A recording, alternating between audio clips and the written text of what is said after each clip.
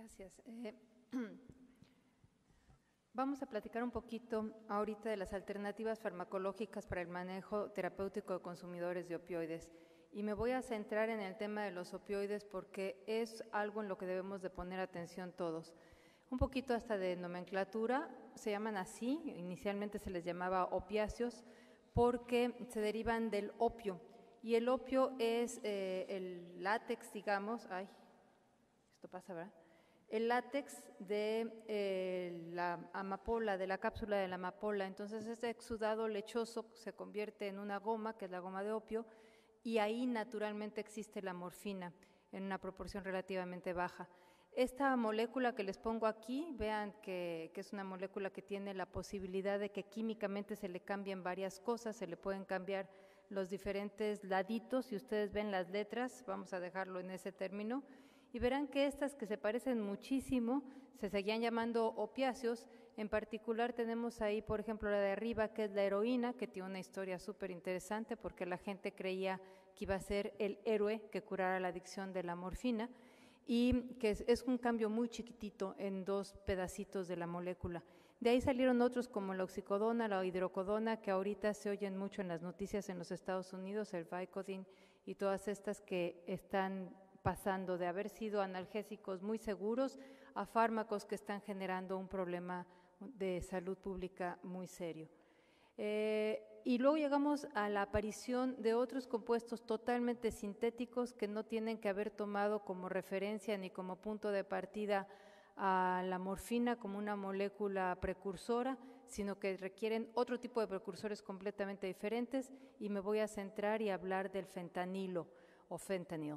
¿Por qué del fentanilo? Pues porque está apareciendo, ahorita aparece en 60 países, en todos lados, y como lo sabemos es que al decomisar diferentes productos, ahí hay fentanilo y derivados del fentanilo. ¿Qué es el fentanilo?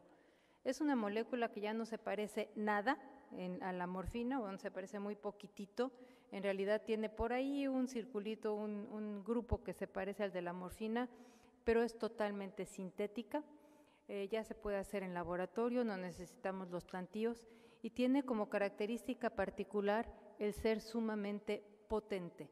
¿Qué quiere decir potencia desde el punto de vista de un farmacólogo? Quiere decir que necesito muy poca sustancia para tener un efecto. Y entonces vamos a pensar que la morfina, que era el prototipo de siempre de los opioides, por ejemplo, tiene una potencia determinada y yo necesito una cantidad para producir un efecto analgésico.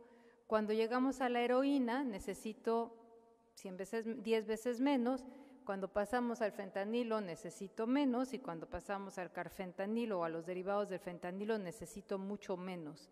En términos de dosis, digamos, estamos pasando a que el fentanilo es 100 o 50 veces más potente que la morfina. Eso quiere decir que necesito 100 veces menos, y termina por ser un sobrecito, una cosa extraordinariamente pequeña con la que se puede cargar una gran cantidad de dosis. Leí ayer que 1 kilo de fentanilo es suficiente para producir 500,000 de dosis letales, no analgésicas, sino de dosis letales. Con 10 gramos tenemos 5,000 dosis letales. No sé si se alcanzan a imaginar de qué hablo cuando hablo de gramos.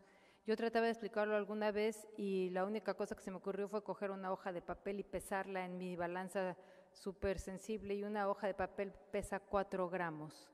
Entonces, digamos que con lo que fueran unas 2 hojas de papel, lo que pesan 2 hojas de papel, tenemos miles de dosis letales de fentanilo.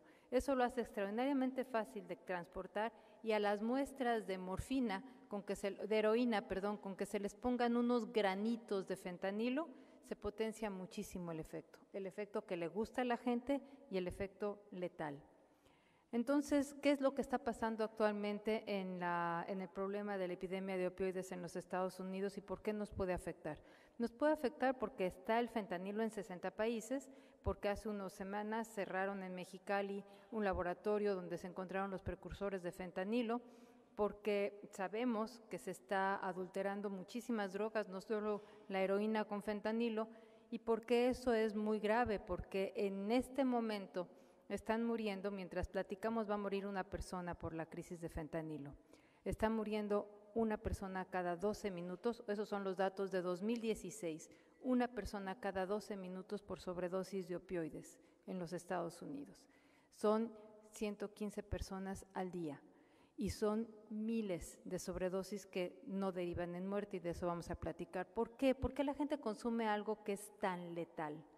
Bueno, una, porque puede no saber que tiene fentanilo, la adulteración se está haciendo porque conviene a quien la vende y le da bastante igual que pase con quien la consume, y dos, porque el síndrome de abstinencia es sumamente desagradable.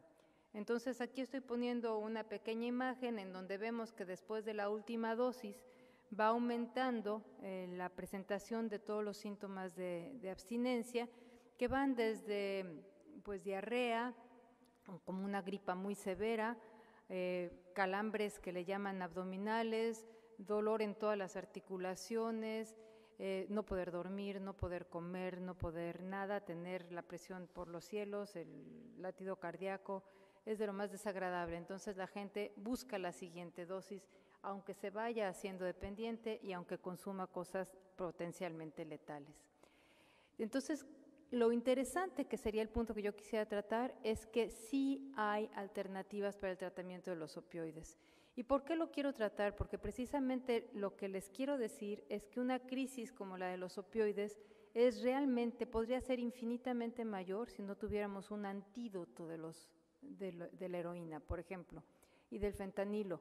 Pero si nos vamos un poquito más atrás y a las causas, lo que tenemos que tratar es a las personas que tienen la dependencia a opioides, esas personas que no quieren dejar de consumir porque se sienten extraordinariamente mal cuando lo hacen, y también hay alternativas.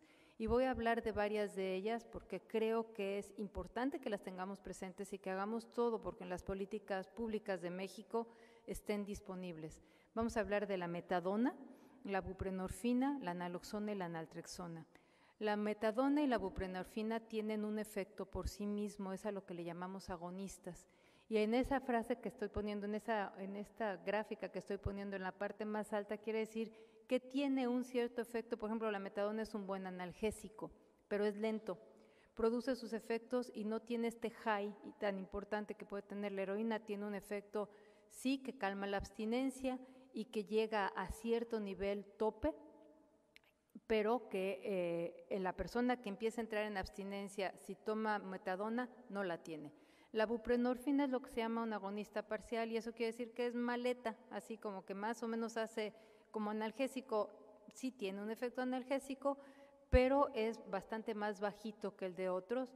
Y luego la naloxona y la naltrexona no tienen efecto por sí mismo. La naloxona y la naltrexona, en particular la naloxona, es el antídoto, se llaman antagonistas farmacológicamente. ¿Y qué es lo que tenemos? Que la metadona y la buprenorfina son muy útiles cuando una persona empieza a caer en abstinencia, porque ahí, si se les sustituye por estas sustancias, no tienen que pasar por eso y se pueden mantener tomando una sustancia que tiene una duración larga, que es por vía oral, que se evita la vía intravenosa y que los mantiene en un estado en donde no tienen que caer en abstinencia. Debo decir que este tratamiento de mantenimiento de reemplazo nunca va solo, va acompañado de buscando la terapia cognitivo-conductual, de grupo, todos los tipos de terapia que se conocen, pero disminuye inmediatamente el uso de la vía intravenosa, permite que ya no tenga efecto si se consume la heroína porque prácticamente los receptores están ocupados, bajan las tasas de todas las infecciones asociadas a la intravenosa, y la persona se puede reinsertar a su sociedad y a su familia. La metadona, como se está utilizando más ahora, es en líquido, y ese líquido se puede administrar en las clínicas de metadona. La persona va una vez al día y de ahí se va a trabajar y lleva su vida normal y no va a pasar por la abstinencia. Si llega a decidir que ya no quiere consumir metadona, su síndrome de abstinencia controlado porque está bajo tratamiento será mucho menor y es menos difícil.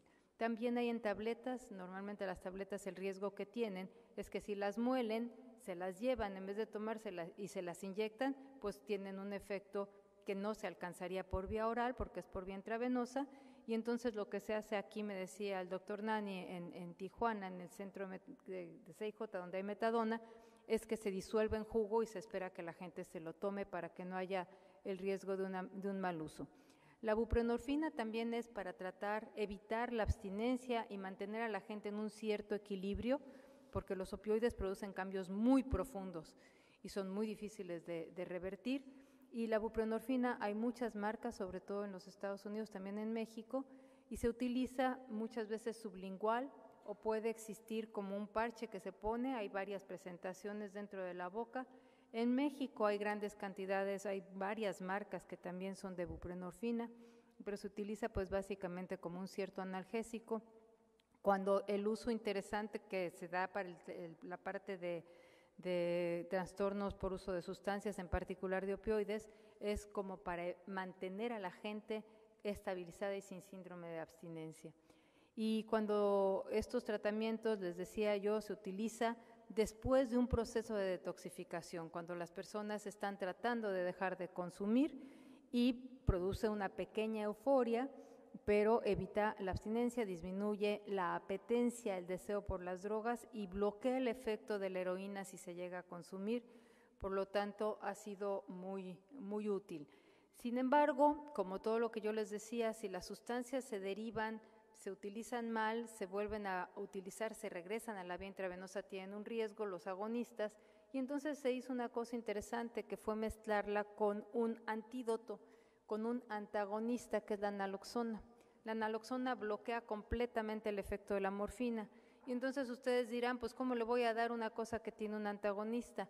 Lo que sucede es que esta es una formulación farmacéutica muy interesante porque es sublingual, entonces se pone bajo la lengua y se absorbe muy bien la buprenorfina, pero no se absorbe la naloxona, que bloquearía el efecto de la buprenorfina. Entonces, si este compuesto se deriva para tratar de utilizarlo por vía intravenosa, no va a servir, porque por vía intravenosa el antídoto, la naloxona, sí es útil, entonces va a bloquear el efecto de la buprenorfina. Esto permite que sea algo que estabiliza a las personas, que no permite que tenga nada de efecto la heroína si la llega a consumir, básicamente es una pérdida de tiempo y de dinero, y que además evite que el compuesto como tal se desvíe. De estas cosas que han hecho parches y han hecho estas tabletas sublinguales, hay varias presentaciones, esta por ejemplo que se llama Bonavail.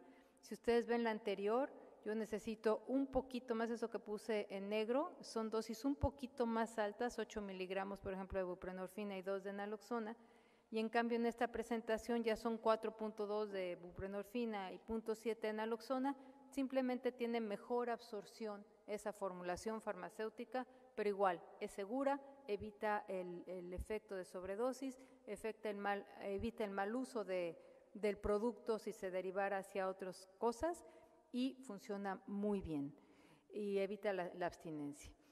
Tenemos por fortuna, porque si no estas muertes, que estamos hablando de 115 al día, 117 al día, serían miles, tenemos el antídoto que es directamente la pura naloxona, esa que mezclamos con la buprenorfina.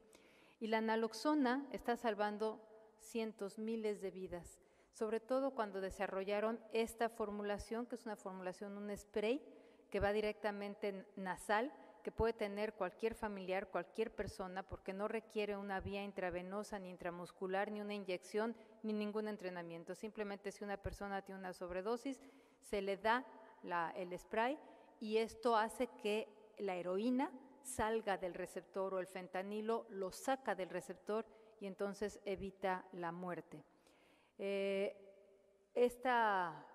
Hay otras cosas para las personas que desde luego, si está una persona intoxicada con opioides y yo le doy el antídoto, va a caer en síntoma de abstinencia, pero no se va a morir, no se va a morir por depresión respiratoria. Hay otros como el Vivitrol, por ejemplo, que es naltrexona. La naltrexona se parece mucho a la naloxona, pero dura más tiempo y en las formulaciones que hicieron dura bastante más tiempo. Una inyección dura 1 mes. Entonces, si durante 1 mes yo ya traigo el antídoto que bloquea perfectamente bien los efectos de los opioides, pues si consumo un opioide no voy a sentir nada. Claro que esto se utiliza en otro momento, se utiliza cuando la gente ya dejó de consumir, ya no tiene opioides circulando en la sangre, porque si yo se lo doy, va a caer en un síndrome de abstinencia precipitado por el fármaco que saca la heroína del receptor. Y esto le permite a la gente que ya pasó por un proceso de detoxificación mantenerse en sobriedad.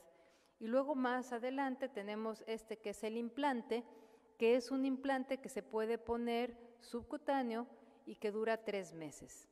Y durante 3 meses las personas no tienen ninguna posibilidad de que si consumen un opioide tengan un efecto. Desde luego, pues tampoco podrían caer en sobredosis.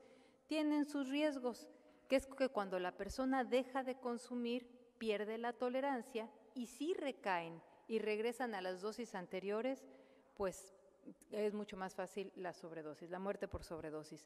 El mensaje final de esta pequeña revisión de las alternativas farmacológicas es que hay manera de ayudar a las personas que consumen opioides a disminuir su consumo, a mantenerse estables, a salir en algún momento dado de la abstinencia, a no morir por sobredosis, y que esas alternativas hay que conocerlas y hay que usarlas, y que nos tenemos que adelantar para que no pase a este lado de la frontera esa crisis de los opioides que mata tal cantidad de personas al día.